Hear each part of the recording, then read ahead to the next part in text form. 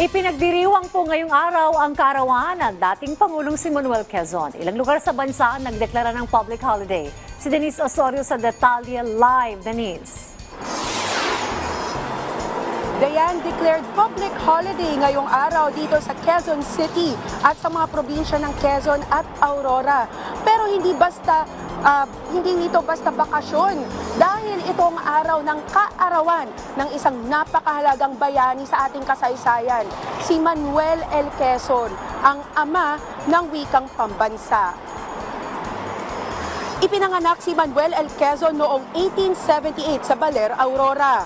Mula sa isang simpleng probinsya, umangat siya para maging unang Pangulo ng Commonwealth ng Pilipinas noong 1935 hanggang 1944. At alam nyo ba, dahil kay Quezon, mayroon tayong wikang Pilipino na nagsisilbing tulay para magkaintindihan ang lahat ng Pilipino. Para kay Quezon, ang wika ang magbubuklod sa buong bansa. Bukod pa riyan, tinutukan din niya ang edukasyon at mga programang panlipunan para mas maging pantay at makatarungan ang lipunan.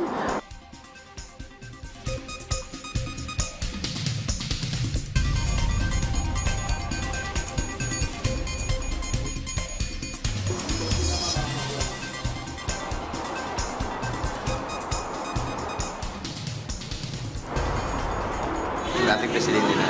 Sa kasaysayan po na ituro po yun sa eskwela. Ano po, pangbansang bayan.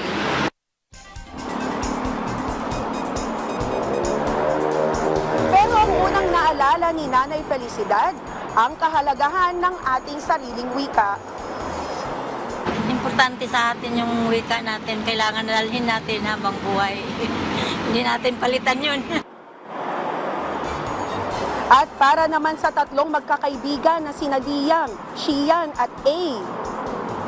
Bukod po sa nakikita nating 20 pesos na larawan ni Manuel L. Quezon, dahil po kay Manuel L. Quezon, nagkakaroon po tayo ng komunikasyon sa atin, sa bawat isa and each everyone. Kasi hindi lang po siya ang nagtatag ng lengguwahe, kundi ang pagmamahal bilang isang bayan ng Pilipino. Yes! 1, 2, 3, sa! Dayan, buhay na buhay ang pangalan ni Manuel L. Quezon dahil isa siyang leader na nagbigay o nag-iwan ng tatak ng pagmamahal at pagkakaisa sa ating bayan. Mamaya, Dayan, magkakaroon ng programa sa Quezon City Circle para ipagdiriwa ang kaarawan ni Manuel L. Quezon. Yan ang pinakauling balita mula rito sa Quezon City. Balik sa iyo, Dayan. Maraming salamat, Denise Osorio.